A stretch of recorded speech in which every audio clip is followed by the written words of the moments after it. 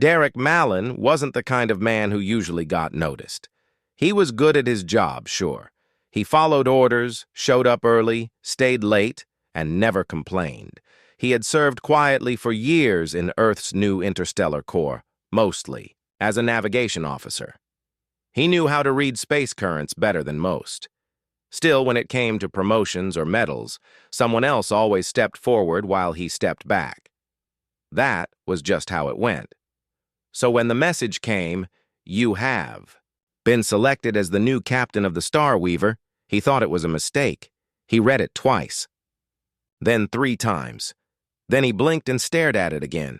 "Captain? Him? Is this a joke?" he asked aloud to no one, sitting alone in his tiny room aboard the orbital station. The screen didn't answer. The badge on the table didn't vanish. It was real. He packed his things that same night, trying to wrap his head around it. The Star Weaver was no ordinary ship. It was an Earth-Matari joint vessel built for peace missions, exploration, and diplomacy in the outer sectors. The Matari were alien but not hostile. Tall, proud, brilliant beings, mostly women from what he'd heard, who valued strength, skill, and precision. The kind of people you didn't argue with. And now Derek was going to be their captain? When he arrived at the launch dock, the ship towered over him like a sleeping beast, sleek and curved like something grown, not built. It shimmered with a strange material, part metal, part something else he couldn't name. Definitely Matari tech. A tall figure stood waiting at the entrance ramp. She was wearing a sharp silver uniform with black markings along the arms. Her posture was straight, her expression unreadable. Alien, but somehow still graceful. "Captain Mallon," she said in a deep, calm voice. "I am Commander Thea, First Officer. Welcome aboard." He nodded quickly. "Thank you, Commander. It's an honor." She didn't smile. "The crew is assembled. You may inspect them." Inspect? That sounded official. Derek stood a little, taller, doing his best to look like someone who knew what he was doing. Inside, he felt like a tourist lost in a very serious museum. Inside the ship, everything was cleaner and quieter than he expected. No humming, no clunky machinery. Just smooth. Walls, soft lighting, and cool air. The crew stood in rows, tall, disciplined, and almost entirely female. Some looked mostly human, while others had strange markings, glowing eyes or extra limbs tucked behind them. But all of them stared at him with sharp, intelligent eyes. "This is your crew," Thea said. "Elite officers from multiple Matari clans, skilled in engineering, navigation, diplomacy, and combat." Derek cleared his throat. "I look forward to working with all of you." No one saluted. No one even nodded. They just stood there, quiet and still. It wasn't disrespect, but it wasn't loyalty either. That was the first moment he realized something. They didn't need him. He wasn't the expert. He wasn't the center. He was just there. A stranger wearing the title of captain on a ship full of people who had already been running missions longer than he had ever dreamed. After the briefing, Thea gave him a tour of the bridge. The main control center was designed for tall figures, not his shorter human frame. He had to climb slightly to sit in the captain's seat. It was sleek but surrounded by panels he didn't recognize. Alien symbols glowed softly across the surfaces. "This interface is voice-reactive and instinct-linked," Thea explained. "Most of the controls are managed by the ship AI and department heads." "Oh," Derek said. "So, what do I control from here?" "Symbolically? Everything," she said. "Practically, very little." He wasn't sure whether that was a joke. The pilot, Lyra of Val, joined them next. She was younger than Thea, but even more intimidating in her own way. Her skin shimmered slightly under the light, and her fingers danced across a floating interface, without touching it. She barely looked at him. "Captain," she said, "requesting permission to depart from station orbit." "Granted," Derek said automatically, but she was already doing it. The ship pulled away from the dock so smoothly he didn't even feel it move. He sat back in his chair, silent. Thea didn't speak. Lyra didn't glance back. The bridge worked like a machine, without needing the so-called captain at all. For the rest of the day, Derek wandered the ship trying to learn what he could. He met Zoran, the chief engineer, who barely looked at his Earth-based qualifications before continuing her work with her team. The medical officer, Kayla, offered him a health scan without asking, and the cook, if she could be called that, handed him a meal without a word, then returned to adjusting the ship's nutritional balance systems. No one was rude, but no one seemed impressed by him either. That night, Derek sat alone in his quarters. The room was comfortable, the bed perfectly molded to his frame. A small window showed the stars moving past. It should have felt like a dream. Instead, he felt like a passenger in his own story. Why had they made him captain? Why not Thea, or Lyra, or anyone else on this ship? He looked at his badge again. Captain Derek Mallon, it said, but the ship didn't feel like his. Not yet. The next few days aboard the Starweaver were busy, but not for Derek. The ship moved like it was alive. It shifted smoothly through subspace, responded quickly to commands, and stayed perfectly balanced even during difficult maneuvers. Everything worked so efficiently that Derek often felt invisible. The crew was focused, silent, and deeply skilled. They didn't waste time. And they certainly didn't wait for their captain to tell them what to do. Derek sat in the command chair during most shifts. It was supposed to be the highest position on the bridge, but each time something happened, someone else acted first. When a small asteroid field suddenly appeared ahead, it was Lyra, the pilot, who adjusted their path within seconds. She didn't even pause to ask for permission. "We're clear," she said flatly, after the ship slid through the rocks like water through fingers. Derek tried to respond. "Good work, Lyra." She didn't reply.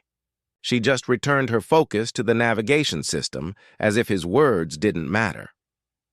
Later, when a power fluctuation hit one of the engine cores, Derek stood up and prepared to issue an order. But before he could even speak, Zoran had already opened a panel from the engineering station and was talking to her team through a calm, steady voice, rerouting to backup flow. "Coil 3 is showing resistance. We'll isolate and repair in 20 minutes. By the time Derek said, "Should we shut down that section?" she was already done. "No need, Captain," Zoran said without looking at him. "We've stabilized it." He nodded slowly and sat back down. Thea, the first officer, stood quietly beside him through most of these moments. She didn't take control, but she didn't offer him guidance either. She observed, measured. And sometimes Derek felt like she was watching him more than watching the ship. During one briefing, Thea asked each department head to give their status update. Derek was supposed to lead the meeting, but Thea spoke. "First, pilot?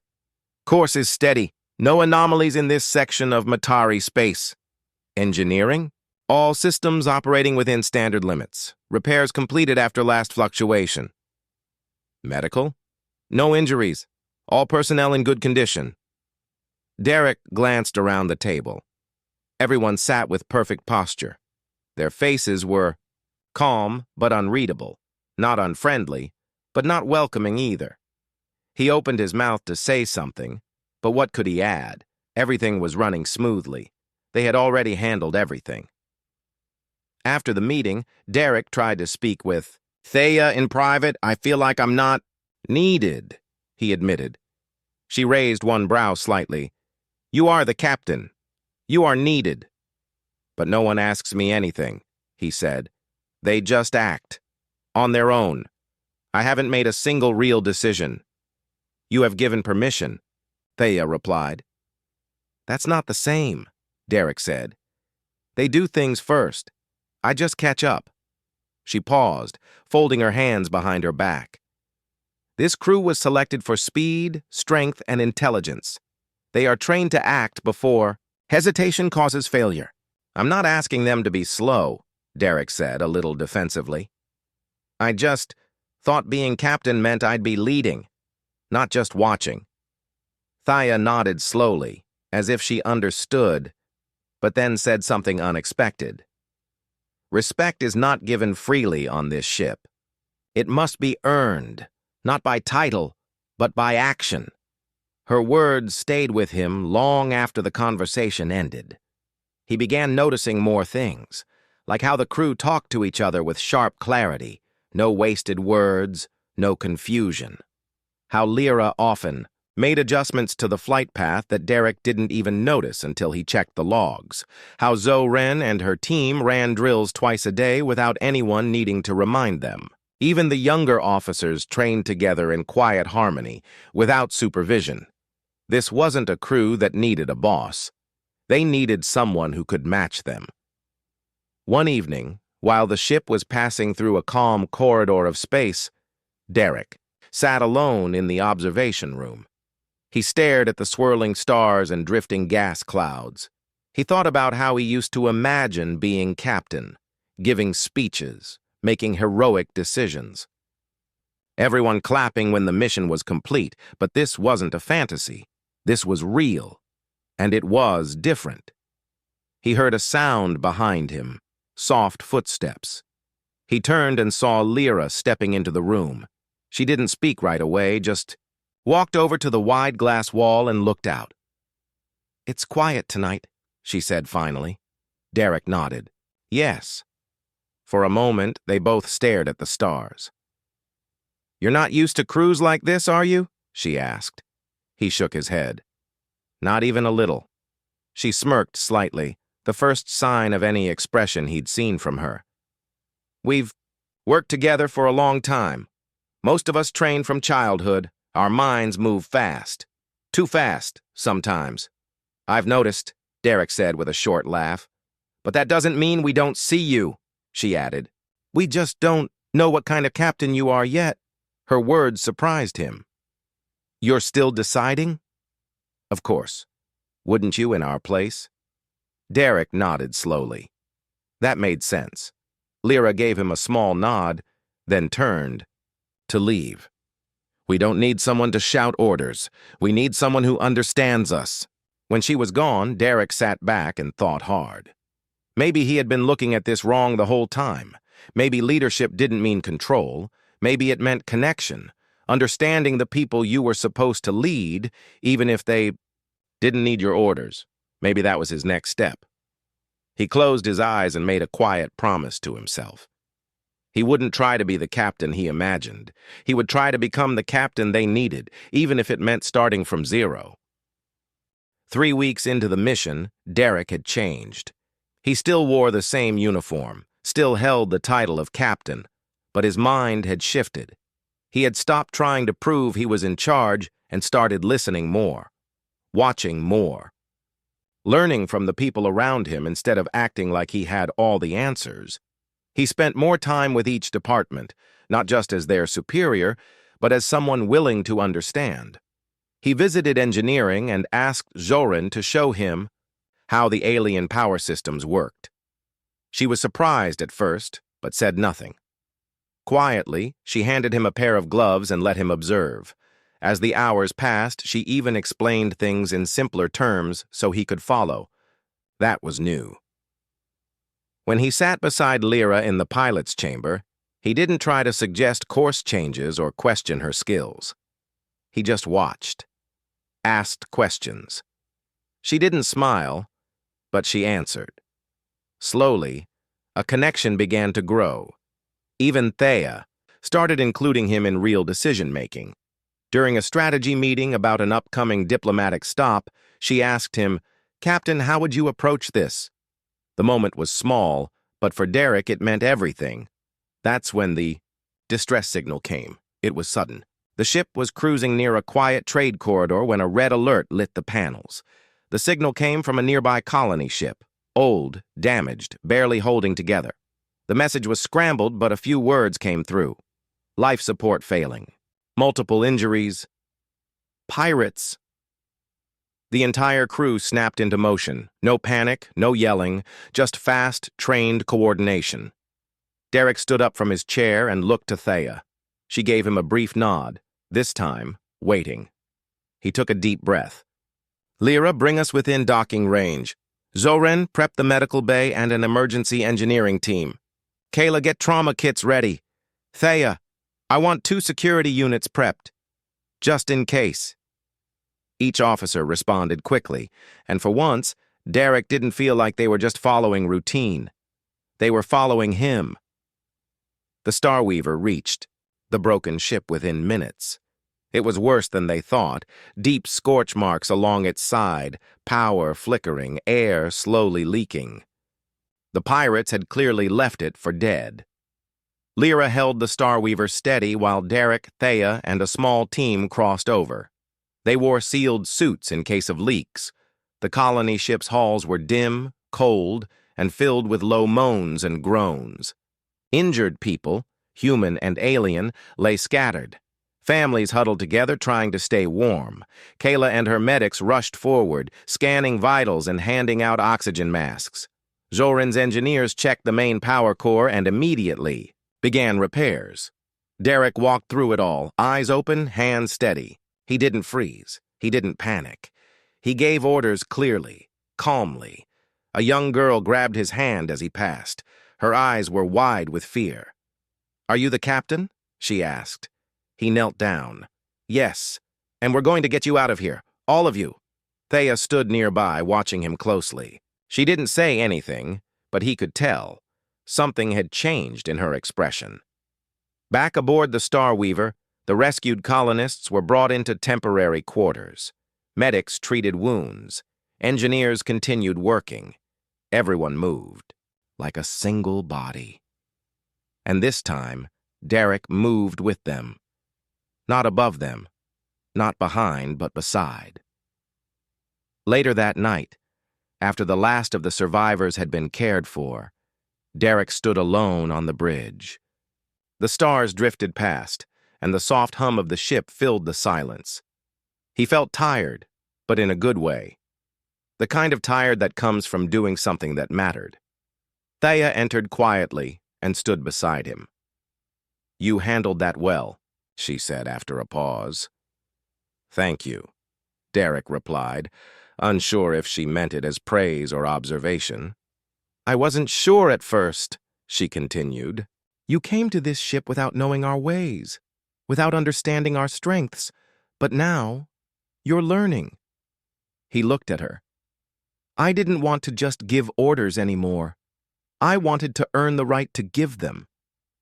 "That is the correct path," Thea said. "We do not follow rank alone. We follow those we trust." Derek smiled.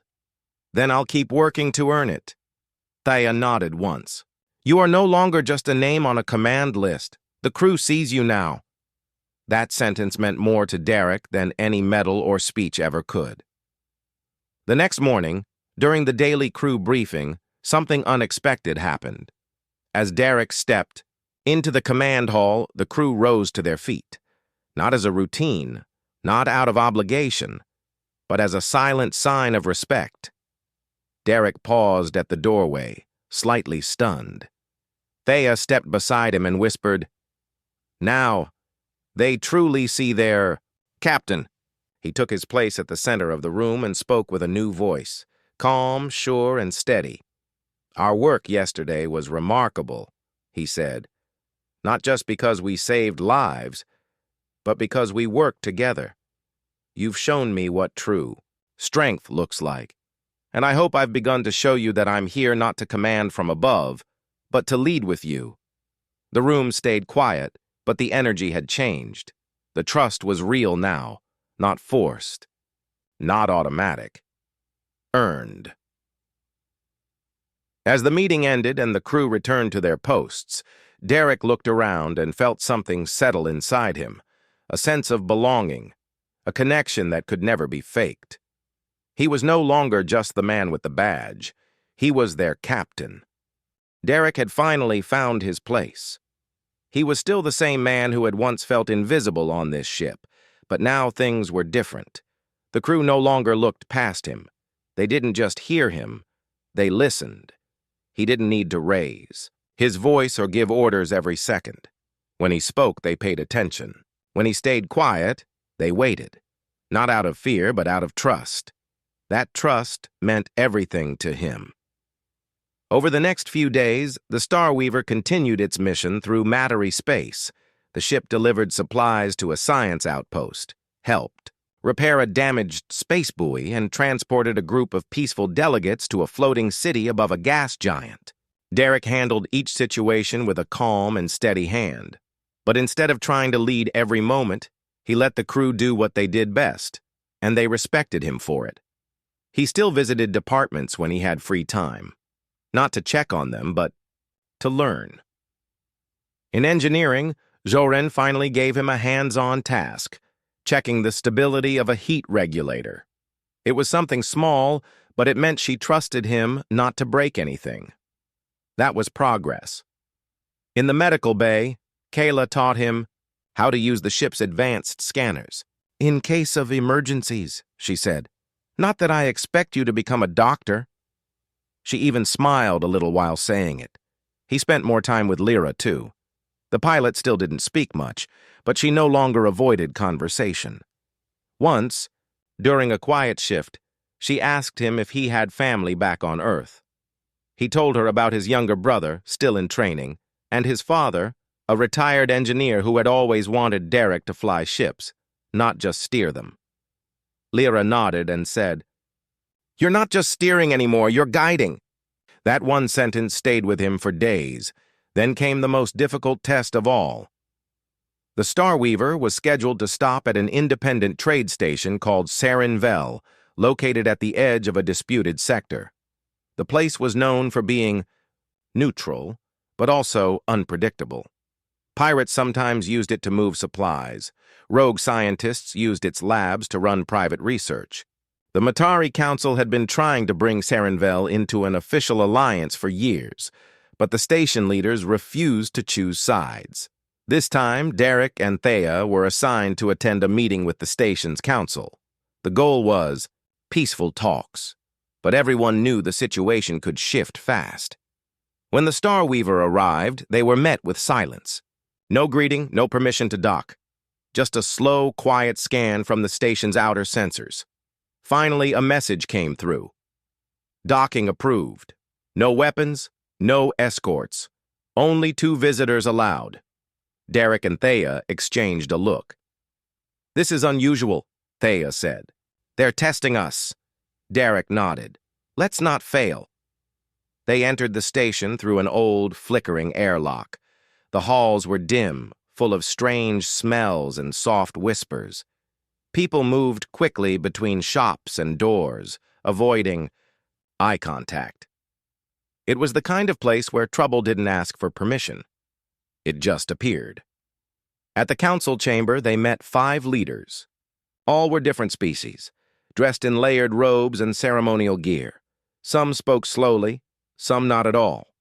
One of them, a tall reptilian figure named Sarnik, asked the first question. "Why should Sarenvel trust Earth or the Matari?" Thea began to respond with carefully chosen words about peace, partnership, and stability. But Derek interrupted. "Because we've already proven we help people, without demanding loyalty first." The council members looked at him, interested. He continued. "We rescued a colony ship just last week. We didn't ask them to join us. We didn't make promises. We just helped, because it was right." There was silence for a moment. Then another. Council member, a soft-voiced female with long antennae, asked, "And what do you want in return for that help?" Derek shook his head. "Nothing. Not right now. When you're ready to talk alliance, we'll talk. But we're not here to pressure you. We're here to listen." Thea looked at him with quiet approval. She didn't speak, but she didn't need to. The meeting ended without a formal deal, but with something better. A second invitation. The council offered to let medical teams from the Starweaver visit the station's lower levels to assist civilians with health checks. It was small progress, but real. Back aboard the ship, Derek met with the team to plan the outreach. He didn't take credit for the result. Instead, he praised Kayla and her staff for volunteering to assist, and he thanked Thea for her steady support. Later that evening, as the ship drifted in quiet orbit, Derek stood in the observation chamber once again. This time he wasn't alone. Thea joined him silently, looking out at the stars. "You spoke well today," she said. "I just told the truth," Derek replied. "Yes. And sometimes that is harder than pretending to be strong." He turned to her. "You've known from the start that this crew didn't need me to take charge, didn't you?" She nodded. "We needed someone willing to grow. You did. There was no ceremony, no applause, just a shared moment between two officers who had learned to trust each other. For Derek, that meant more than any mission. He had started this journey thinking leadership meant giving orders, standing tall, and being the smartest person in the room. But now he knew better. Real leadership meant listening, learning, admitting you didn't know everything, supporting those who did. He wasn't the hero of the story. He was part of the team, and slowly that had become enough. The Star Weaver was nearing the end of its diplomatic mission when something unexpected happened, something that would test everything Derek had learned. They were traveling near the border of Matari space when an urgent call came through. A neighboring system was in chaos. A sudden conflict had broken out between two local factions, and innocent civilians were caught in the middle. The situation was growing dangerous. Refugees were trying to escape, but the routes were blocked by armed groups. The Matari Council requested help. They wanted the Star Weaver to act as a neutral protector, escorting refugees to safety and negotiating peace talks. Derek gathered his senior officers for an emergency meeting. "This will be our toughest mission yet," he said. "We must keep the peace, protect civilians, and avoid escalating violence." Thea nodded. "The factions don't trust outsiders. They expect force." Lyra tapped her console. "Their ships are fast and armed. We'll need to be careful." Joren checked the ship's systems. "We're ready. Shields and weapons are optimal." Kayla prepared medical teams for possible casualties. Derek felt the weight of the situation. This wasn't a training exercise. This was real. As they approached the troubled system, tensions rose. The ship's sensors detected multiple hostile vessels patrolling the area. The refugees were trapped in a small space station orbiting a gas giant. The station's defenses were weak and its power systems flickered. Derek called a final briefing. "We need a plan that shows strength without aggression," he said. "We can't afford to fire the first shot." Thea looked at him. "You understand the risks." "I do, and I trust this crew." The team nodded. When they arrived, the two factions refused to communicate with each other or the Star Weaver. Negotiations stalled. Threats were exchanged. One night, a message came through. The station was under attack. Refugees were in danger. The Star Weaver crew sprang into action. Lyra piloted the ship with incredible skill, weaving through enemy fire to reach the station. Joren and her engineers worked non-stop to keep the ship's defenses online. Derek took his place on the bridge, calm and focused. This time, he wasn't just the captain in name, he was the captain in action. With careful precision, he gave orders that balanced offense and defense. "Deploy shields to the station. Prepare non-lethal measures to disable enemy ships." The EE crew worked as one. They used advanced technology to disable weapons without destroying ships. Their goal was to protect, not harm. Inside the station, Kayla and her medical team treated injured civilians. They worked around the clock, saving lives and offering hope. During the crisis, Derek made a decision that surprised even himself. A small group of refugees was trapped in a collapsing section of the station. There wasn't enough time for a full rescue team. Without hesitation, Derek volunteered. He suited up and went down with a small group to lead the rescue. The dark corridors were filled with dust and debris. Derek moved carefully, guiding the refugees to safety through narrow passages. When they finally reached the exit, the group was exhausted but alive. Derek's heart pounded, but he stayed calm. Back on the Star Weaver, the crew cheered quietly as the rescued refugees arrived. Thea approached Derek later. "You risked yourself for them," he smiled tiredly. "They were counting on us. I couldn't let them down." In the days that followed, peace talks slowly resumed. Derek's leadership inspired confidence. The factions began to listen. By the time the Star Weaver left the troubled system, they had secured a fragile agreement, a promise to work towards peace. As the ship returned home, Derek stood on the observation deck once more. The stars shone brightly, but his thoughts were on the journey. He had started this mission unsure, feeling out of place. Now, he was certain. Being a leader wasn't about having all the answers or making every decision alone. It was about trust, teamwork, and courage. The alien women who had taught him so much were not just his crew. They were his teachers, his partners, and his friends. He looked back at the command chair. It was more than just a seat. It was a symbol of responsibility and connection. Derek smiled. The title of captain was real now, not because of rank, but because of what he had become. He was ready for whatever the stars held next.